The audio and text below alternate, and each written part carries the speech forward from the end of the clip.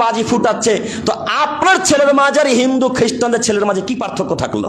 কেন আপনি বলতে পারলেন না বেটা দাঁত ভেঙে দেবো একেবারে, তুমি কি হিন্দুর বাচ্চা, তুমি কি খ্রিস্টানের বাচ্চা, তুমি কি নাসারার ছেলে, তোমার হাতে বাজি কেন? আমি মুসলমানের বাচ্চা, মুসলমান, আমি মুসলমান ঘরে জন্মগ্রহণ করেছি, তুমিও মুসলমান, তোমার হাতে বাজি থাকতে পারে না, তোমার হাতে এই খ্রিস্টানদের ইহুদিদের জাতির নিদর্শন থাকতে পারে না, তোমার হাতে বাজি কেন বেটা?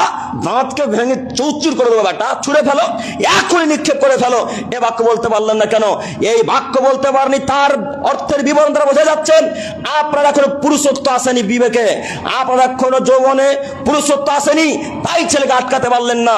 যার পুরুষত্ব আছে সেই ছেলেকে আটকাতে পারে, যে সুবাপ সেই ছেলেকে আটকাতে পারে। আপনাকে বলে যাচ্ছি, এই ছেলেটা আজকে যেন বম ফাটাতে না পারে, এই ছেলেগুলো যেন বাজি ফাটাতে না পারে, এই ছেলেগুলো ভটকা যেন না ফাটাতে পারে। যদি ফাটায় আজকের পর থেকে শিবপুরে, তাহলে আমি মনে করি যত যুবকের ছেলে, যত মুরব্বীদের ছেলে বাজি ফাটাবে, এরা কেউ পুরুষ নয়, এরা সব কা পুরুষের বাচ্চা, কা পুরুষ, এরা সব কা পুরুষের বাচ্চা, কা পুরুষ, এরা সব কা পুরুষের বাচ্চা, কা পুরুষ। কা পুরুষের ছেলে বম ফাটাবে, পুরুষের ছেলে নয়। কা পুরুষের ছেলে বাজি ফুটাবেন, পুরুষের ছেলে নয়।